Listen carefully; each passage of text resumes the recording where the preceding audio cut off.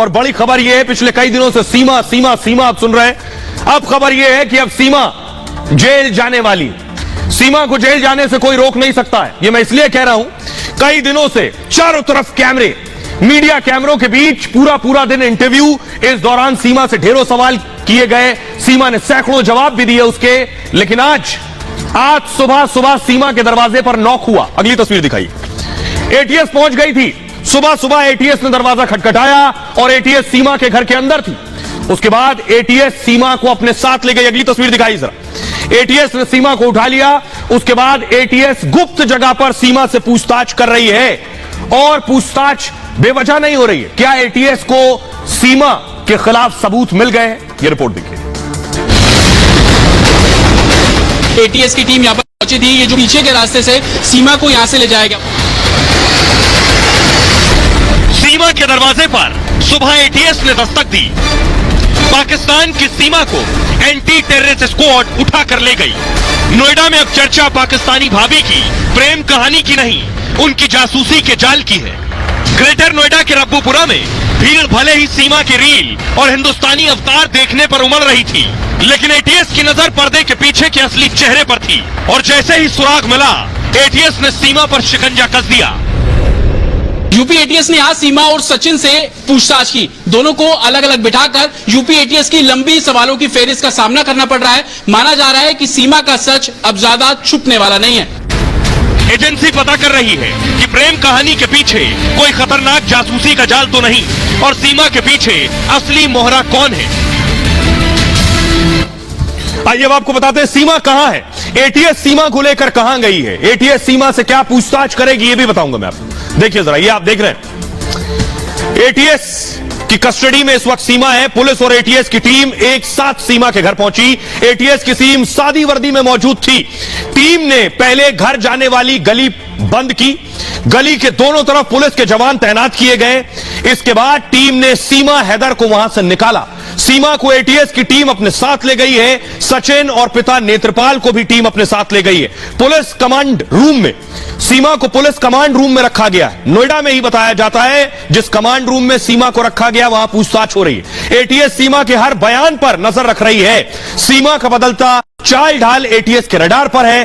तीनों देशों में सीमा के मददगारों की तलाश हो रही है कि सीमा की मदद किसने की। एटीएस ये जांच कर रही है कि सीमा किस से मदद ले रही थी, सीमा के पास कितने मोबाइल फोन, कितने मोबाइल थे, और जांच हो रही है कितने मोबाइल नंबर्स थे। जांच हो रही है सीमा ने अपने सिम से किस से बात की है। पाकिस्तान में सीमा के पति के दावों की भी पड़ताल कर रही है एटीएस को सीमा के आईएसआई कनेक्शन का भी शक है। सीमा हैदर के कई एक्शन उसे संदिग्ध बनाते हैं। लेकिन एटीएस को सीमा पर शक बेवजह नहीं हुआ। सीमा पर एटीएस का शक और गहराया सीमा की हरकतों से। सीमा ने ऐसा क्या किया जो एटीएस की नजर सीमा पर थी, वो देखिए जरा। क्या कर रही थी सीमा, देख रहे हैं आप। यह सीमा की पहली तस्वीर आप देख पा रहे हैं। एटीएस अपने कंट्रोल रूम में सीमा पर नजर रखे हुए थी। पहली जो शक हुआ कि सीमा मीडिया से बातचीत कर रही थी, वो सामान्य नहीं लग रहा था एटीएस को कि मीडिया से जिस तरह से जवाब दे रही थी। सरहद पार करने वाली आखिर इतनी सहज कैसे, ये दिमाग में था एटीएस के। सहज कैसे है जबकि बॉर्डर क्रॉस करके आई अवैध तरीके से, फिर भी इतनी कंफर्टेबल। दूसरी वजह जो एटीएस के दिमाग में थी, 5वीं पास सीमा पबजी खेलने में एक्सपर्ट थी। क्या सीमा इतनी स्मार्ट कि गेम की बारीकी भी समझती थी? तीसरी वजह, गेम खेलने के लिए सीमा ने अपना नाम मारिया सेव किया था। मारिया नाम से आईडी बनाई थी गेम खेलने के लिए, सीमा के नाम से नहीं। क्यों सीमा ने गेम के लिए फर्जी नाम रखा? एटीएस के रडार पर यह तीसरी बात थी। चौथी बात यह थी कि 10 दिन हिंदुस्तान में रहते हुए पूरा भेष बदल गया। बुर्का पहनने वाली सलीके से साड़ी बांधने लगी। पाक के मुसलमान भारत में तुलसी पूजा करने लगी। यह सनातन प्रेम था या फिर साजिश का हिस्सा था? 5वीं वजह जो एटीएस के जहन में थी, उर्दू बोलने वाली सीमा अचानक शुद्ध हिंदी कैसे बोलने लगी? भारत आते ही हिंदू संस्कृति में सीमा घुल गई। कुछ दिन में बदलाव संभव या फिर आईएसआई ट्रेनिंग का नतीजा? छठी वजह यह थी, सीमा के एक दस्तावेज में उसकी उम्र लिखी है 21 साल, दूसरे में उम्र लिखी है 29 साल। सीमा उम्र बता रही है 27 साल। सीमा को के फर्जी डॉक्यूमेंट शक को बढ़ाते चले गए। और सातवीं वजह, सीमा अचानक खबरों में आई, फिर पकड़ी गई, जमानत पर बाहर आई और सेलिब्रिटी बन गई। सेलिब्रिटी बनना अचानक हुआ या फिर किसी रणनीति का हिस्सा था? अब सुनिए जरा, पूर्व रॉ अधिकारी को मैं सुनवाने जा रहा हूं। आईबी, रॉ, ये सब इन्वेस्टिगेशन कर रही है, अभी एटीएस इन्वेस्टिगेशन कर रही है। पूर्व रॉ अधिकारी रिसर्च एंड एनालिटिकल विंग में रहे RSN सिंह साहब बता रहे हैं क्या ऐसे लोग बहुत ट्रेंड होते हैं, सुनिए। ये केवल एक ये टिपिकल स्पाई ऑपरेशन मुझे नहीं लगता है ISI की तरफ से। इसके कुछ राजनीतिक पहलू हैं और इसलिए मैं कह रहा हूं कि आपने देखा होगा कि जैसे ही ये कांड हुआ है उसके बाद से जो प्रक्रिया जो देखी जा रही है पाकिस्तान में बड़ी अजीबोगरीब है। वहाँ पे कुछ हिंदुओं को बंदी बना लिया गया है। एक 150 साल पुराना मंदिर को उस पर हमला हुआ और कहते हैं रॉकेट लॉन्चर से हमला हुआ है। अब और किसने किया तो कहा जा रहा है कि डेकॉइट्स ने किया है। अब आप बताइए कि एक देश जो कि इस बात को खुद ही मान रहा हो कि डेकॉइट्स हमारे यहाँ इस तरह के हमले करते हैं, तो आप समझ सकते हैं कि उसमें कैसी साजिश है और उसमें कैसी मिली भगत है। तो ये एक राजनीति से ये प्रेरित, पाकिस्तान के द्वारा राजनीति से प्रेरित ये पूरा ये कांड है। तो सीमा के पीछे अब एटीएस लग चुकी है, यानी एंटी टेररिस्ट स्क्वाड। सीमा की जांच अब एटीएस कर रही है। एटीएस क्या करती है आपको बताऊं, एटीएस कैसे काम करती है। एटीएस के शिकंजे में आने का मतलब है आप बचकर नहीं निकल सकते। यह है एटीएस, ये जो आप देख रहे हैं। एटीएस का मतलब होता है एंटी टेररिस्ट स्क्वाड। अमेरिकी स्वॉट की तर्ज पर गठन हुआ था एटीएस का। अब सीमा से यह पूछताछ कर रहे हैं। स्वॉट मतलब स्पेशल वेपन्स एंड टैक्टिक्स, खास तरह के ये जवान होते हैं। आतंकी गतिविधि पर स्वॉट काबू करती है। एटीएस भी आतंकी गतिविधि पर नजर रखती है। देशद्रोही तत्वों की एटीएस जानकारी जुटाती है। विदेशी खुफिया एजेंसी से जुड़े लोगों की शिनाख्त करती है। शिनाख्त के साथ निगरानी की भी जिम्मेदारी एटीएस की होती है। तो सीमा पर निगरानी भी रख रही थी। ऐसे लोगों को अरेस्ट करके एटीएस पूछताछ करती है, सीमा से पूछताछ कर रही है।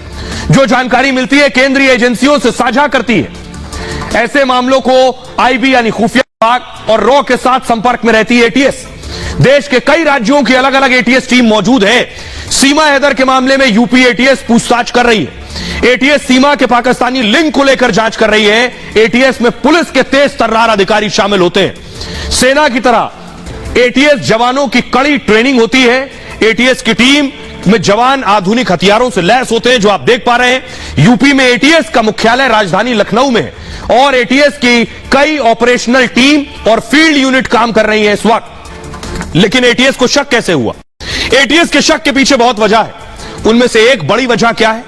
पाकिस्तान से कोई आए सामान्य बात हो सकती है, लेकिन पाकिस्तान से जो आया हो उसके रिश्ते पाकिस्तानी सेना से अगर हैं तो एटीएस की तेवरियां चढ़ना लाजमी था। एटीएस का शक बढ़ना लाजमी था और यही हुआ, क्योंकि सीमा का सीधा सीधा ताल्लुक पाकिस्तानी आर्मी से, जिसे झुटलाया नहीं जा सकता। सीमा का ताल्लुक पाकिस्तानी आर्मी से क्या है यह मैं आपको बताने जा रहा हूं। एटीएस की नजर इस पर थी। यह सीमा आपको दिख रही, कहा गया सीमा मेजर भी है। पाकिस्तानी फौज से सीमा का सीधा रिश्ता है। सीमा के चाचा पाक सेना में सूबेदार, चाचा पाक सेना में सूबेदार, भाई पाकिस्तानी आर्मी और खुद सीमा ने पाक सेना से संपर्क कबूला। पाक आर्मी में सीमा के भाई की जांच हो रही है कि भाई क्या करता है। इनपुट जुटाए जा रहे हैं कि पाक सेना में सीमा का भाई है क्या। खुद सीमा के ISI एजेंट होने का शक है। तमाम एजेंसियां इस मामले की जांच कर रही हैं। सोशल मीडिया पर भी तमाम दावे किए जा रहे हैं। सीमा को पाकिस्तान आर्मी का मेजर भी बताया जा रहा है। एटीएस से लेकर आईबी तक सीमा की जांच में जुटी हुई है। पाकिस्तानी आर्मी से सीमा का कनेक्शन ढूंढा जा रहा है और सीमा का रिश्ता पाक सेना से है। चाचा सूबेदार है, भाई सेना में। यह बात खुद सीमा ने स्वीकार की है। सुनिए। मेरे भाई कोई बड़े ऑफिसर नहीं है। वो अभी 2022 में सेना में मतलब फौज में गए हैं। अभी वो कंफर्म भी नहीं हुए। जैसे पक्का ऑफिसर हो जाता है, अभी वो भी नहीं बने। वो तो आम हवलदार हैं, छोटे से, इतने बड़े नहीं हैं। जॉब ना होने के कारण उन्होंने इसमें भर्ती ली। अब क्या सीमा जेल जाएगी? दूसरा कोई विकल्प नहीं है सीमा के सामने। सीमा की गिरफ्तारी इससे पहले हो चुकी है। जब पुलिस ने पहली बार गिरफ्तार किया था, बल्लभगढ़ से पुलिस खड़ी है, सीमा है, सचिन है, गिरफ्तार करके इन्हें जेल भेजा गया था।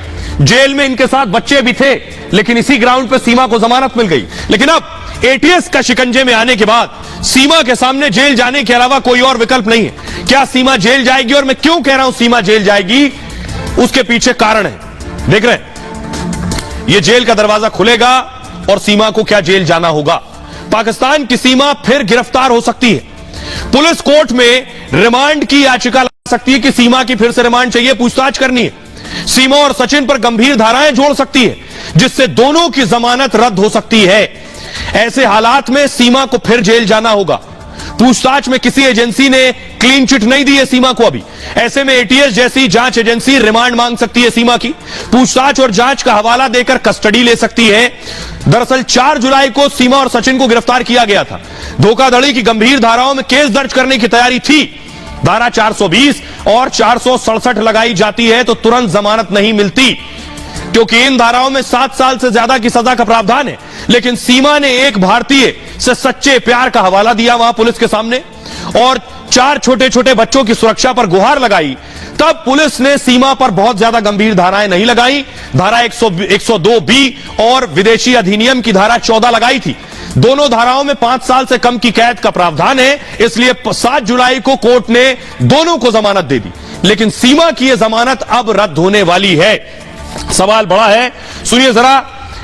उत्तर प्रदेश के पूर्व डीजीपी रहे विक्रम सिंह साहब बता रहे हैं अब आखिर क्या होने वाला है, सीमा का क्या होगा। एटीएस भी शामिल हो गई है।